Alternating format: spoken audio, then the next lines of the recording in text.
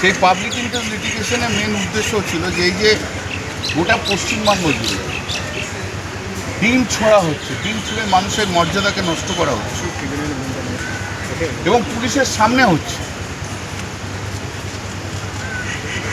তারপর police mob লিঞ্চিংয়ের মুখে ফেলে দিচ্ছে।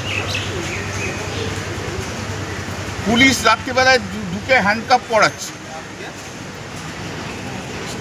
পুলিশ কোমরে দড়ি বেঁধে সব জায়গায় ঘোরাচ্ছে, গোটা গ্রাম ঘোরাচ্ছে এবং বিজেপির লোকেরা যে ইনসিস্ট করছে যাতে তাদের ডিম ছড়ে মারপিট করে। অগ্নিমিত্রা পাল আসানসোলে বসে বলেছে যে এদেরকে একমাত্র ওষুধ হচ্ছে ডিম ছোড়া। দীপাঞ্জন চক্রবর্তী উত্তরপাড়ার এমএলএ বুলডোজার নিয়ে গিয়ে বাড়ি ভাঙছে। তার উপস্থিতিতে অর্ণব বলে একজন কাউন্সিলর আছে উত্তরপাড়া, তার বউকে, প্রেগনেন্ট ওয়াইফ, তাকে বিজেপির লোকেরা পেটে লাথি মেরেছে। কমপ্লেন করা হয়েছে, কোনো পদক্ষেপ নেয়নি। এসব সব ভিডিও একটা পিআইএল ছিল, অনেকগুলো রেপ হয়েছে। এই যে handcuffing bad in law, supreme court 1980 সালে বলে দিয়েছে। কোমরে দড়ি দিয়ে ঘোরানো আইন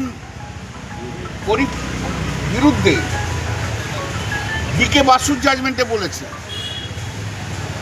বুলডোজার জাস্টিস নিয়ে justice Chandrachud, chief justice Chandrachud তার সমালোচনা করেছে, আনকনস্টিটিউশনাল করেছে। এবং পশ্চিমবাংলায় যে ল অ্যান্ড অর্ডার একদম নেমে গেছে, ল অ্যান্ড অর্ডার বলে কিছু নেই, সেটাই কোর্টের কাছে আজকে প্রতিষ্ঠা করা হয়েছে। আর ওদের অ্যাডিশনাল অ্যাডভোকেট জেনারেল দাঁড়িয়েছিল, বলেছে যে আমরা সব পদক্ষেপ নিচ্ছি।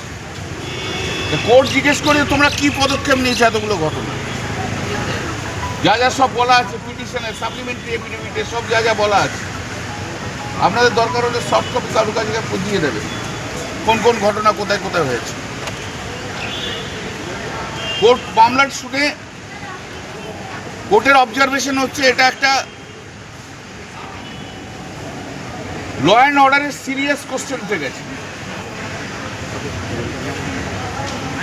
এবং পুলিশ পদক্ষেপ নিচ্ছে না, সেটাও একটা কোর্ট একটা অবজারভেশন দিয়েছে। এবং এইভাবে কোনো বেআইনি কাজ করা যায় না বলেও কোর্ট অবজারভেশন একটা দিয়েছে। অ্যাক্টিং চিফ জাস্টিস মাননীয় honourable justice Tapabrata Chakraborty and honourable justice Parthasarathi Chatterjee দুজন, সেই কোর্ট অর্ডার দিয়েছে যে ইমিডিয়েটলি ডিজিকে ইমিডিয়েটলি গাইডলাইন ইস্যু করতে হবে,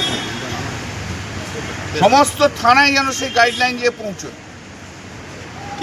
এবং সমস্ত গাইডলাইন পৌঁছে গেলে তাতে যেন এই যে জিনিসগুলো অপরাধ, এগুলো করা যায় না, পুলিশও কোনো করা যায় না। এবং কেউ যদি করে তার বিরুদ্ধে পদক্ষেপ নেওয়া হবে, ডিম ছোড়া থেকে আরম্ভ করে সব যে করা হবে তার বিরুদ্ধে পদক্ষেপ নেওয়া হবে। তার ডিরেকশন ইমিডিয়েটলি ডিজিকে দিতে বলেছে, গাইডলাইন তৈরি করে, এবং পদক্ষেপ নিতে হবে যতগুলো অ্যালিগেশন দেওয়া আছে পিটিশনের, সাপ্লিমেন্টারি অ্যাফিডেভিটে, তার বিরুদ্ধে ডিজিকে এবং সমস্ত পুলিশ অফিসারদেরকে ইমিডিয়েটলি পদক্ষেপ নিতে হবে। আর ওদের কাছ থেকে রিপোর্ট চেয়েছে, 2 সপ্তাহ পর মধ্যে রিপোর্ট দিতে বলেছে। 20শে জুলাই মামলাটা ফিক্স করেছে। যে মাননীয় হাইকোর্ট আজকে যে কগনিজেন্স নিয়েছে এইসব ইনসিডেন্টে এবং এই সিচুয়েশন ওয়ার্স্ট সিচুয়েশনে পরিণত হয়েছে, যে অবজারভেশন হয়েছে, অর্থাৎ পুলিশকে যে দায়িত্ব দিয়েছে সে পুলিশকে তাই দায়িত্ব করতে হবে। জজ সাহেবরা একবার বললেন সোশ্যাল অ্যাওয়ারনেসের দরকার আছে। না, সোশ্যাল অ্যাওয়ারনেসটা কী করে হবে? যেখানে মন্ত্রী অগ্নিমিত্রা পাল বলছে যে ডিম ছোড়ো সবাই, সেখানে সোশ্যাল অ্যাওয়ারনেস কী করে হবে? যেখানে শাসক দলের বিধায়ক যে বুলডোজার দিয়ে সব ভাঙছে, তার প্রশ্রয়ে একটা প্রেগনেন্ট লেডিকে লাথি মারছে বিজেপির ছেলেরা, সেখানে সোশ্যাল অ্যাওয়ারনেস কী করে হবে? মাননীয় মুখ্যমন্ত্রী বলছে বুলডোজার চলবে, যে স্টেটের চিফ মিনিস্টার বলছে, যে স্টেটের অন্য মন্ত্রীরা বলছে, যে স্টেটের শাসক দলের বিধায়করা বলছে বুলডোজার চলবে, ডিম ছুড়বো, সেখানে সোশ্যাল অ্যাওয়ারনেস হবে কি করে? তাই জন্য কোর্ট আজকে অবজারভেশন দিয়েছে, মামলা 2 সপ্তাহ পর হিয়ারিং হবে।